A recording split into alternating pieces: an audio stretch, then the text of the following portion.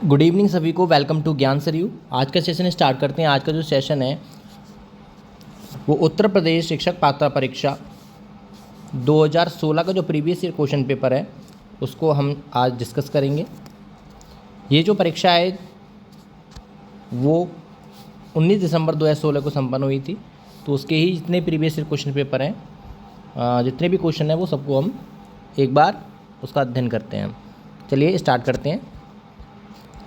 हमारा जो पहला क्वेश्चन है वो क्वेश्चन है, पियाजे मुख्य रूप से किसके अध्ययन के लिए जाने जाते हैं? ऑप्शन नंबर ए भाषा विकास, ऑप्शन बी यौन विकास, ऑप्शन सी संज्ञानात्मक विकास, ऑप्शन नंबर डी सामाजिक विकास। तो पियाजे किसके लिए जाने जाते हैं? ये संज्ञानात्मक विकास के लिए जाने जाते हैं। Option number C is the correct answer. देखिए, संज्ञानात्मक विकास का सिद्धांत जीन पियाजे द्वारा दिया गया था। उन्होंने अपनी निजी परीक्षण के आधार पर बालक के संज्ञानात्मक विकास को परिभाषित किया था और उन्होंने 4 स्टेजेस भी दी थी। तो C option is the correct answer. Next question है क्वेश्चन नंबर 2। जब मानव शरीर के एक भाग को दिए गए प्रशिक्षण का अंतरण दूसरे भाग में हो जाता है तो उसे कहते हैं? ऑप्शन नंबर ए ऊर्ध्व अंतरण, ऑप्शन नंबर बी क्षैतिज अंतरण, ऑप्शन नंबर सी द्विपार्श्विक अंतरण, ऑप्शन नंबर डी उपरोक्त में से कोई नहीं। तो जब मानव विकास के एक भाग को दूसरे भाग में प्रशिक्षण के अंतरण के भाग हो जाता है उसे कहते हैं हम ऑप्शन नंबर सी द्विपार्श्विक अंतरण। देखिए, मानव शरीर को 2 भागों में बांटा जा सकता है, एक दायां भाग और दूसरा बायां भाग। जब मानव शरीर का एक भाग को दिए गए प्रशिक्षण का अंतरण दूसरे भाग में होता है तो उसे द्विपार्श्विक अंतरण कहते हैं। जैसे दाएं हाथ से लिखने की योग्यता का उपयोग बाएं हाथ से लिखने में करना, इसे कहते हैं द्विपार्श्विक अंतरण। नेक्स्ट क्वेश्चन है क्वेश्चन नंबर 3। दिए हुए प्राप्तांकों के समूह में जो प्राप्तांक बहुधा सबसे अधिक बार आता है उसे कहते हैं? ऑप्शन नंबर ए बहुलक, ऑप्शन नंबर बी मध्यमान, ऑप्शन नंबर सी मध्यांक, ऑप्शन नंबर डी मानक विचलन। तो क्वेश्चन नंबर 3 का जो आंसर होगा वो होगा हमारा ऑप्शन नंबर ए बहुलक। इसमें बता रखा है कि कोई प्राप्तांक बहुधा बार आए, कई बार आए, अधिक बार आता है। देखिए, बहुलांक या बहुलक सांख्यिकी केंद्रीय प्रवृत्ति की माप का एक भाग है जिसमें माध्य, माध्यिका व बहुलक भी आता है। प्राप्तांकों में जिस प्राप्तांक की आवृत्ति सबसे अधिक होती है वह बहुलक कहलाता है। तो A option is the right answer. Next question है क्वेश्चन नंबर 4। क्रिया प्रसूत अनुकूलन सिद्धांत का प्रतिपादन किसने किया? ऑप्शन नंबर ए पावलोव ने, ऑप्शन नंबर बी स्किनर ने, option number C Thorndike, option number D Kohler ने। तो क्रिया प्रसूत अनुकूलन का सिद्धांत का प्रतिपादन किया था ऑप्शन नंबर बी स्किनर ने। देखिए, स्किनर द्वारा क्रिया प्रसूत अनुकूलन का सिद्धांत प्रतिपादन किया गया था। इन्होंने किस पे प्रयोग किया था? चूहों पर प्रयोग किया था। इन्होंने चूहों पर प्रयोग कर सीखने के सिद्धांत दिए थे। पावलोव ने दिए थे क्लासिकल कंडीशनिंग कुत्ते पर प्रयोग करके। थॉर्नडाइक ने दिया था प्रयास और त्रुटि का सिद्धांत दिया था, इन्होंने बिल्ली पर किया था। और कोहलर ने किया था सूज का सिद्धांत दिया था जो चिंपैंजी पे किया था, जिसका नाम था सुल्तान। तो स्किनर ने किया था क्रिया प्रसूत का सिद्धांत, वो प्रयोग किया था चूहों पर। बी ऑप्शन था राइट आंसर। नेक्स्ट क्वेश्चन है क्वेश्चन नंबर 5। अल्बर्ट बंडूरा निम्न में से किस सिद्धांत से संबंधित है? ऑप्शन नंबर ए सामाजिक अधिगम सिद्धांत, ऑप्शन नंबर बी व्यवहारात्मक सिद्धांत, ऑप्शन नंबर सी है विकास का संज्ञानात्मक सिद्धांत, ऑप्शन नंबर डी विकास का मनोसामाजिक सिद्धांत। तो क्वेश्चन नंबर 5 का जो आंसर होगा वो होगा ऑप्शन नंबर ए सामाजिक अधिगम सिद्धांत। देखिए, सामाजिक अधिगम सिद्धांत को अल्बर्ट बंडूरा, ये साइकोलॉजिस्ट हैं अल्बर्ट बंडूरा, इन्होंने 1969 से और 71 में ये सिद्धांत दिया था। सामाजिक अधिगम सिद्धांत अधिगम के संज्ञानात्मक क्षेत्र के सिद्धांत के अंतर्गत आता है। इस सिद्धांत के अनुसार व्यक्ति को जो कुछ भी सीखता है वो दूसरों को देखकर, सुनकर, समझकर। तो इसलिए ए option is the correct answer. Next question है क्वेश्चन नंबर 6। मानसिक आयु का प्रत्यय दिया, मेंटल एज का प्रत्यय दिया था। ऑप्शन नंबर ए बिने ने, ऑप्शन नंबर बी साइमन ने, ऑप्शन नंबर सी टर्मन ने, option number D Cyril Burt ने। तो मानसिक आयु का संप्रत्यय दिया था ऑप्शन नंबर ए बिने ने। देखिए, मानसिक आयु एक दूसरे तरह की आयु है जिसका प्रयोग बुद्धि मापने में मनोवैज्ञानिक ने अधिक किया था। इस संप्रत्यय का प्रतिपादन विनय और साइमन ने दोनों मिलकर किया था। तो A option is the right answer. Next question है क्वेश्चन नंबर 7। निम्नलिखित में से कौन सा सीखने का नियम नहीं है? इसमें नहीं पूछा गया है। ऑप्शन नंबर ए तत्परता का नियम, ऑप्शन नंबर बी तनाव का नियम, ऑप्शन नंबर बी प्रभाव का नियम, ऑप्शन नंबर डी है अभ्यास का नियम। तो इसमें नहीं पूछा गया है, कौन सा इसमें नहीं है। तो option number B is the right answer. तनाव का कोई नियम नहीं होता, तत्परता का होता है, प्रभाव का होता है, अभ्यास का होता है। तो B option is the right answer. Next question है क्वेश्चन नंबर 8। सीखने से संबंधित प्रक्रिया सिद्धांत में पावलोव ने प्रयोग किया। ऑप्शन नंबर ए बिल्ली पर, ऑप्शन नंबर बी है कुत्ते पर, ऑप्शन नंबर सी है बंदर पर, ऑप्शन नंबर डी है चूहे पर। तो पावलोव ने अभी बताया था मैंने, option number B is the correct answer, कुत्ते पर प्रयोग किया था। देखिए अनुबंधित अनुक्रिया उद्दीपक सिद्धांत पावलोव ने कुत्ते पर प्रयोग करके किया था। पावलोव ने कुत्ते के लाल स्रावित जो लार की जो ग्रंथि है उसको इसके आधार पर अनुबंधन अनुक्रिया सिद्धांत की व्याख्या की थी। और जो बिल्ली पर जो प्रयोग किया था वो थॉर्नडाइक ने किया था।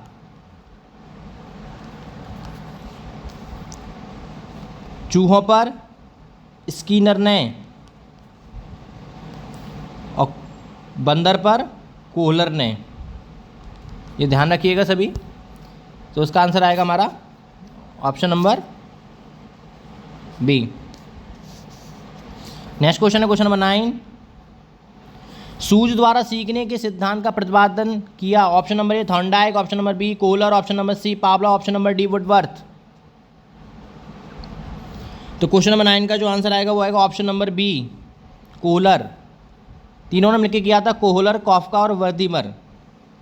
देखिए कोहलर सूझ द्वारा सीखने सिद्धांत का प्रतिपादन कोहलर महोदय ने किया था। और इस सिद्धांत के अनुसार अधिगम मात्र किसी अभ्यास या प्रशिक्षण से नहीं वस्तुतः अचानक आई सूझ से होता है। उन्होंने बंदर पर इसका प्रयोग किया था, चिंपैंजी पे किया था, इसका नाम था सुल्तान। नेक्स्ट क्वेश्चन है क्वेश्चन नंबर 10। कार्य को आरंभ करने और जारी रखने और नियमित करने की प्रक्रिया है। ऑप्शन नंबर ए प्रेरणा है, ऑप्शन नंबर बी संवेदना है, ऑप्शन नंबर सी सीखना, ऑप्शन नंबर डी प्रत्यक्षीकरण। तो प्रश्न संख्या 10 का जो आंसर आएगा वो आएगा हमारा ऑप्शन नंबर ए प्रेरणा, मोटिवेशन। अब प्रेरणा किसी कार्य को प्रारंभ करने, जारी रखने और उसको नियंत्रित करने और नियमित करने की प्रक्रिया है। और ये साइंटिस्ट ने किसने की डेफिनेशन है? ये डेफिनेशन है गुड की। कोई गुड्स भी बोलते हैं, गुड्स के अनुसार। नेक्स्ट क्वेश्चन है क्वेश्चन नंबर 11। विस्मृति कम करने का उपाय है।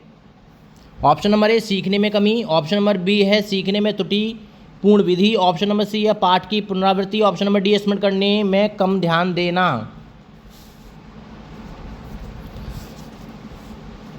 तो विस्मृति कम करने का उपाय क्या है सबसे ज़्यादा? इसका जो आंसर आएगा ऑप्शन नंबर सी पाठ की पुनरावृत्ति। अगर पाठ को आप दोहराते रहोगे तो वो आपके स्मृति में रहेगी। देखिए जब व्यक्ति अपने भूतकाल के अनुभवों या सीखी हुई बातों को चेतन में लाने के लिए सफल हो जाता है तब उसे विस्मृति कहते हैं। अतः विस्मृति को कम करने के लिए आवश्यक सबसे ज़्यादा यही है कि अनुभवों की पुनरावृत्ति, पाठ की पुनरावृत्ति या अनुभवों की पुनरावृत्ति, एक ही बात होती है। आपके अनुभव, आपने जो पढ़ा, आपने पाठ पढ़ा, उसकी पुनरावृत्ति, उसको दोहराना ही आपकी विस्मृति कम करने का उपाय है। विस्मृति बोलते हैं भूलना। नेक्स्ट क्वेश्चन है क्वेश्चन नंबर 12।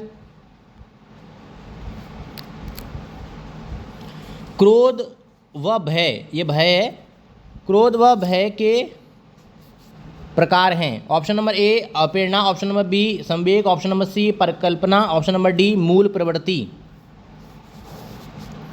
तो क्रोध और भय प्रकार हैं, ये किसके प्रकार हैं? ये ऑप्शन नंबर बी संवेग के प्रकार हैं। देखिए संवेग, क्रोध और भय संवेग के प्रकार हैं। ये प्रतिपादित किया था मैकडूगल ने प्रतिपादित किया था ये। उन्होंने 14 प्रकार के संवेग बताए थे। संवेग एक जटिल अवस्था है जिसमें कुछ आंगिक प्रतिक्रियाएं जैसे हृदय की गति में परिवर्तन, रक्तचाप में परिवर्तन, ब्लड प्रेशर में, सांस गति में परिवर्तन, इसके अलावा बाहरी अंगों में परिवर्तन होता रहता है। तो B option is the right answer. Next question है क्वेश्चन नंबर 13। दूसरे व्यक्ति के बाह्य व्यवहार की नकल है। ऑप्शन नंबर ए सीखना, ऑप्शन नंबर बी अनुकरण, ऑप्शन नंबर सी कल्पना, ऑप्शन नंबर डी चिंतन। तो दूसरे व्यक्ति के बाह्य व्यवहार की नकल क्या है? ऑप्शन नंबर बी अनुकरण। देखिए, दूसरे व्यक्तियों के बाह्य व्यवहारों की नकल करना ही अनुकरण कहलाता है। जिन व्यक्तियों के व्यवहारों का अनुकरण किया जाता है उन्हें मॉडल्स कहा जाता है, निर्दर्श कहा जाता है। नेक्स्ट क्वेश्चन है क्वेश्चन नंबर 14। यदि पूर्व ज्ञान व अनुभव नए प्रकार के सीखने में सहायता करते हैं तो उसे कहते हैं। ऑप्शन नंबर ए नकारात्मक प्रशिक्षण स्थानांतरण, ऑप्शन नंबर बी है सकारात्मक प्रशिक्षण स्थानांतरण, ऑप्शन नंबर सी है प्रशिक्षण स्थानांतरण, ऑप्शन नंबर डी है सीखना। तो क्वेश्चन नंबर 14 का जो आंसर आएगा वो आएगा हमारा ऑप्शन नंबर बी सकारात्मक प्रशिक्षण स्थानांतरण। देखिए, धनात्मक अंतरण को सकारात्मक अंतरण भी कहते हैं। जब पूर्व अर्जित ज्ञान नवीन ज्ञान को अर्जित करने में सहायक होता है तो उसे धनात्मक या सकारात्मक अंतरण या प्रशिक्षण स्थानांतरण कहते हैं। तो B option is the right answer. Next question है क्वेश्चन नंबर 15। सीखी हुई बात को स्मरण कर रखने और पुनः स्मरण करने की असफलता को कहते हैं। ऑप्शन नंबर ए कल्पना, ऑप्शन नंबर बी स्मृति, ऑप्शन नंबर सी विस्मृति, ऑप्शन नंबर डी ध्यान। तो क्वेश्चन नंबर 15 का जो आंसर आएगा वो ऑप्शन नंबर सी होगा विस्मृति। देखिए, इसमें कह रहे हैं कि सीखी हुई बात को स्मरण करने में पुनः स्मरण करने में असफलता होती है। आपने कोई चीज़ सीख ली और बाद में आपने उसको याद किया तो आपको याद नहीं आ रही, तो वो विस्मृति के कारण है, वो आप उस चीज़ को भूल चुके हो। विस्मृति या विस्मरण भूलने से संबंधित है। जब सीखा हुआ ज्ञान धारणीय न हो या धारणा किए गए बात को पुनः चेतन पटल पर न लाया जा सके तो उसे हम विस्मृति कहते हैं। नेक्स्ट क्वेश्चन है क्वेश्चन नंबर 16। टर्मन के अनुसार 90 से 100 बुद्धि लब्धि वाले बालक माना जाता है। ऑप्शन नंबर ए मंद बुद्धि, ऑप्शन नंबर बी है सामान्य बुद्धि, ऑप्शन नंबर सी है श्रेष्ठ बुद्धि, ऑप्शन नंबर डी है क्षीण बुद्धि।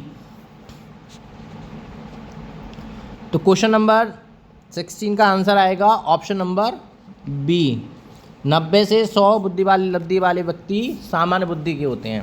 देखिए, मैं एक बार इसका चार्ट बता देता हूँ आपको। 130 से जो भी ऊपर होगा वो प्रतिभाशाली होगा, 121 से 130 ये प्रखर बुद्धि वाला, 111 से 120 तीव्र बुद्धि, 91 से 110 सामान्य बुद्धि और 81 से 90 मंद बुद्धि, 71 से 80 अल्प बुद्धि और 71 से जो कम होते हैं उसे हम जड़ बुद्धि कहते हैं। नेक्स्ट क्वेश्चन है क्वेश्चन नंबर 17। हॉल का सिद्धांत निम्न में से किसकी व्याख्या करता है? ऑप्शन नंबर ए बुद्धि की प्रकृति, ऑप्शन नंबर बी अधिगम में प्रेरणा की भूमिका, ऑप्शन नंबर सी मूल्य का विकास, ऑप्शन नंबर डी किशोरावस्था का विकास। तो हॉल का सिद्धांत निम्न में से किसकी व्याख्या करता है? तो इसका आंसर आएगा हमारा ऑप्शन नंबर डी किशोरावस्था का विकास। देखिए, ये हॉल स्टेनले हॉल है, इनका पूरा नाम स्टेनले हॉल। इन्होंने 1904 में प्रकाशित अपनी पुस्तक, इनकी पुस्तक है एडोलसेंस, ADOLESCENCE, एडोलसेंस जो पुस्तक है वो किशोरावस्था के विकास को आकस्मिक विकास के सिद्धांत के अंतर्गत व्याख्यायित किया है। इसके अनुसार किशोरावस्था में जो शारीरिक मानसिक संवेगात्मक परिवर्तन होते हैं वो अकस्मात होते हैं, मतलब अचानक होते हैं। नेक्स्ट क्वेश्चन है क्वेश्चन नंबर 18। मानव व्यक्तित्व के मनोलैंगिक विकास को निम्न में से किसने महत्व दिया था? Option number A Comenius, option number B Hall, option number C Hollingworth, option number D Freud ने। तो क्वेश्चन नंबर 18 का जो आंसर आएगा वो होगा हमारा ऑप्शन नंबर डी फ्राइड ने। सिगमंड फ्राइड का पूरा नाम था। देखिए, व्यक्तित्व के विकास की व्याख्या के लिए सिगमंड फ्राइड ने सर्वप्रथम मनोविश्लेषणात्मक सिद्धांत का प्रतिपादन किया था। और फ्राइड ने व्यक्ति के मनोलैंगिक विकास के संदर्भ में कुछ रूप से 5 अवस्था का उल्लेख किया है। पहली जो अवस्था है वो मुखी अवस्था है, दूसरी गुदी अवस्था, तीसरी लैंगिक अवस्था, चौथी अदृश्य अवस्था और 5वीं है जनेंद्रिय अवस्था। नेक्स्ट क्वेश्चन है क्वेश्चन नंबर 19। मनोविज्ञान की प्रथम प्रयोगशाला को किसने स्थापित किया था? Option number A W Wundt ने, option number B Sigmund Freud ने, ऑप्शन नंबर सी पावलव ने, ऑप्शन नंबर डी वॉटसन ने। तो मनोविज्ञान की प्रथम प्रयोगशाला जो स्थापित की थी वो की थी option number A W Wundt ने। देखिए, विलियम मैक्स और विलियम वुंट को आधुनिक मनोविज्ञान शाला का जनक माना जाता है। इन्होंने 1879 में जर्मन के लिप्जिंग, कहाँ पर? लिप्जिंग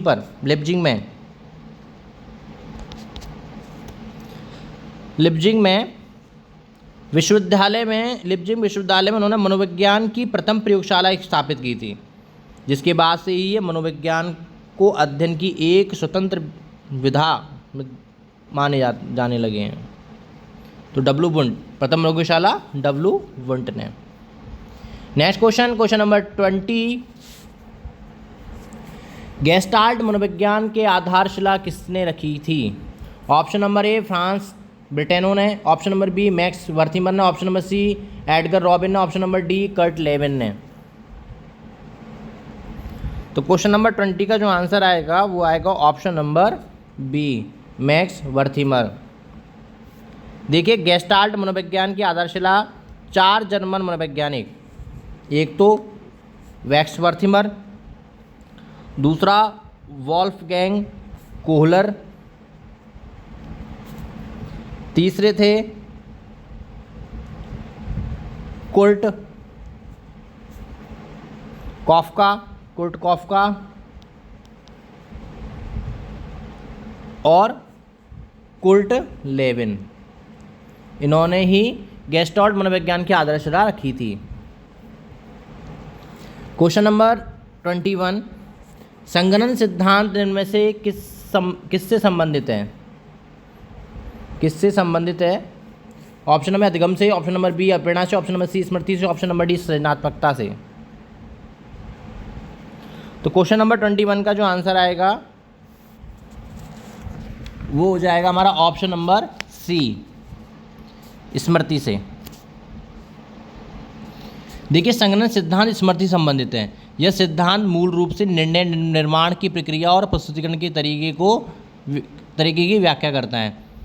इस सिद्धांत के अनुसार मनुष्य के मस्तिष्क में असंख्य सूचनाएं संग्रहित रहती हैं। मनुष्य वही सूचना के द्वारा निर्णय का निर्माण करता है जो समस्या समाधान में सहायक होती है। वही व्यक्ति निर्णय निर्माण में दक्ष होगा जो सृजनशील होगा। ये भी इसमें ही था। तो संगणन का क्या आएगा? Option number C is the right answer. Question number 22। 6 सिद्धांत इनमें से किस वर्ग का सिद्धांत है? ऑप्शन नंबर ए व्यवहारवादों का, ऑप्शन बी संरचनावादियों का, ऑप्शन नंबर सी है मनोविश्लेषकों का, ऑप्शन नंबर डी गेस्टाल्टवादियों का। तो इसका जो आंसर आएगा 22 का वो होगा ऑप्शन नंबर डी गेस्टाल्टवादियों का। D is the right answer. देखिए, अधिगम संबंधी क्षेत्र सिद्धांत कुर्ट लेविन द्वारा प्रतिपादित किया गया है। लेविन एक गेस्टाल्टवादी मनोविज्ञान है। लेविन का क्षेत्र जो है सिद्धांत है वो शब्दावली में यह कहता है कि मानव व्यवहार व्यक्ति और वातावरण दोनों का प्रतिफल है, जिसे सांकेतिक रूप से इन्होंने फॉर्मूला दिया था B=FPE द्वारा प्रदर्शित किया जा सकता है। ये दिया था हमारे कुर्ट लेविन ने, जो गेस्टाल्टवादी थे। नेक्स्ट क्वेश्चन है क्वेश्चन नंबर 23। बैटरी का प्रयोग निम्न में से किसके मापन हेतु किया जाता है? ऑप्शन नंबर ए व्यक्तित्व, ऑप्शन नंबर बी रुचि, ऑप्शन नंबर सी बुद्धि, ऑप्शन नंबर डी अभिक्षमता। तो इसका जो आंसर आएगा वो आएगा ऑप्शन नंबर सी बुद्धि। देखिए बुद्धि भाटिया बैटरी परीक्षण है, बुद्धि मापने के लिए ये प्रयोग किया जाता है। ये भाटिया द्वारा भारत में बुद्धि परीक्षण का निर्माण किया गया था। यह एक शाब्दिक, ये और ध्यान दीजिएगा यहाँ पर, ये हमेशा पूछा जाता है कि भाटिया परीक्षण जो है वो कैसा परीक्षण है, तो वो शाब्दिक बुद्धि परीक्षण है। तो बैटरी जो है, बैटरी का प्रयोग इनमें से किसके मापन, वो बुद्धि के मापन हेतु किया गया था। तो option number C is the right answer. Next question है क्वेश्चन नंबर 24।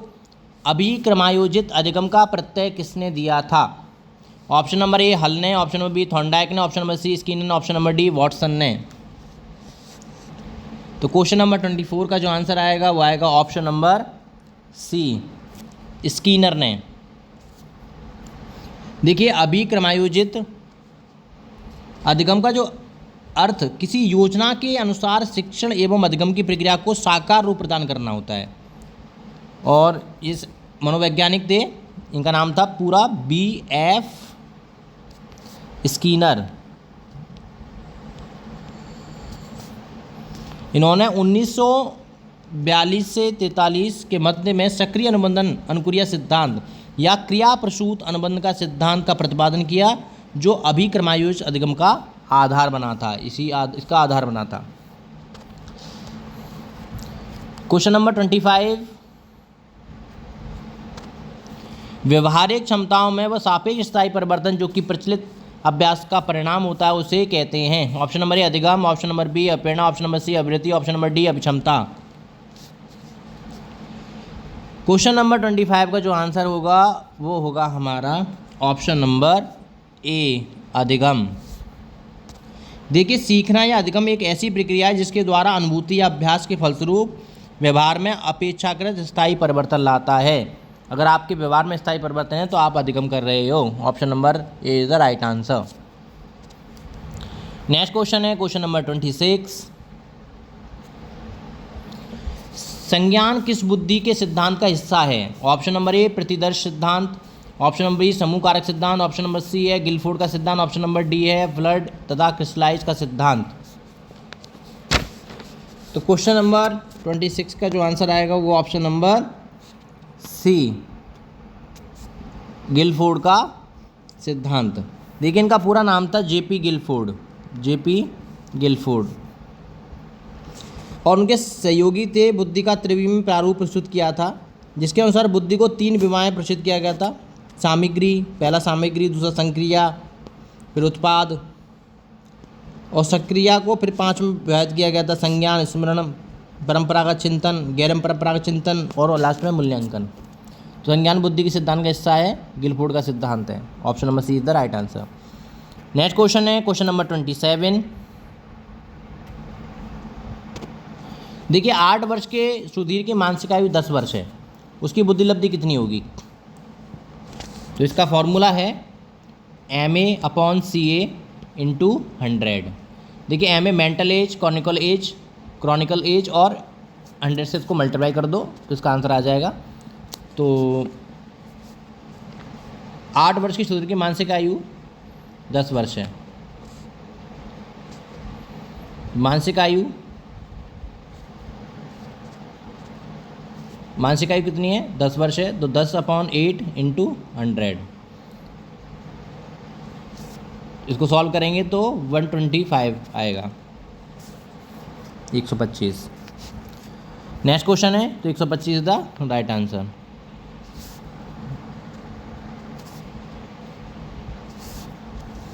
अगला क्वेश्चन है क्वेश्चन नंबर 28। संवेग का कौन सा सिद्धांत इस विचार को मानता है कि संवेगात्मक अनुभव संवेगात्मक व्यवहार पर आधारित है? ऑप्शन नंबर ए है जेम्स लैंग सिद्धांत, ऑप्शन नंबर बी है हाइपोटालसिक सिद्धांत, ऑप्शन नंबर सी है सक्रिय सिद्धांत, ऑप्शन नंबर डी है अप्रेरणा सिद्धांत। तो इसका जो आंसर आएगा वो आएगा ऑप्शन नंबर ए जेम्स लैंग सिद्धांत। देखिए, जेम्स लैंग सिद्धांत के अनुसार पहले संवेगात्मक व्यवहार होता है और तब संवेगात्मक अनुभूति होती है। एग्जाम्पल बता रहा हूँ आपको, यदि एक व्यक्ति बाघ या भालू को देखकर नहीं भागता तो उसमें डर की अनुभूति भी नहीं होती। अतः संवेगात्मक अनुभूति, संवेगात्मक व्यवहार जेम्स लैंग सिद्धांत पर ही आधारित है। तो A option is the right answer. अगला क्वेश्चन है क्वेश्चन नंबर 29। किसी इच्छा या आवश्यकता में रुकावट पड़ने पर उससे उत्पन्न होने वाला सांवेगिक तनाव कहलाता है। ऑप्शन नंबर ए द्वंद्व कहलाता है, ऑप्शन नंबर बी कुंठा कहलाता है, ऑप्शन नंबर सी चिंता कहलाता है, ऑप्शन नंबर डी तनाव कहलाता है। तो क्वेश्चन नंबर 29 का जो आंसर हो जाएगा वो हो जाएगा ऑप्शन नंबर बी कुंठा। देखिए, कुंठा मैकडूगल ने 14 संवेग बताए थे, पहले ही बताया था मैंने, मैकडूगल का आ चुका है। मैकडूगल ने 14 संवेग बताए थे। किसी इच्छा की पूर्ति ना होने पर कुंठा संवेग की उत्पत्ति होती है। कोई भी आपकी इच्छा है वो आपको पूरी नहीं होगी तो आप में कुंठा का भाव जागृत हो जाएगा। नेक्स्ट क्वेश्चन है क्वेश्चन नंबर 30। कोहल वर्ग का सिद्धांत निम्न में से किस विकास से संबंधित है? ऑप्शन नंबर ए भाषा विकास से, ऑप्शन नंबर बी सामाजिक विकास से, ऑप्शन नंबर सी नैतिक विकास से, ऑप्शन नंबर डी शारीरिक विकास से। तो क्वेश्चन नंबर 30 का जो आंसर है वो हो जाएगा ऑप्शन नंबर सी नैतिक विकास से। देखिए, नैतिक विकास कोहल वर्ग के सामाजिक प्रपंच अर्थात समाज से अपने संबंधों के बारे में वैयक्तिक दृष्टिकोण पर बल दिया है। कोहल वर्ग का तर्क है कि नैतिक विकास संज्ञानात्मक विकास से समांतर चलता रहता है और उसके लिए आवश्यक शर्त नहीं होती है। ये बताया था हमारे कोहलर ने, इन्होंने नैतिक विकास का सिद्धांत दिया था। आज आपके यहाँ 30 प्रश्न समाप्त होते हैं। आगे और प्रश्नों की श्रृंखला पढ़ने के लिए हमारे ज्ञान सरयू चैनल को सब्सक्राइब कीजिए। धन्यवाद। जय हिंद, जय भारत।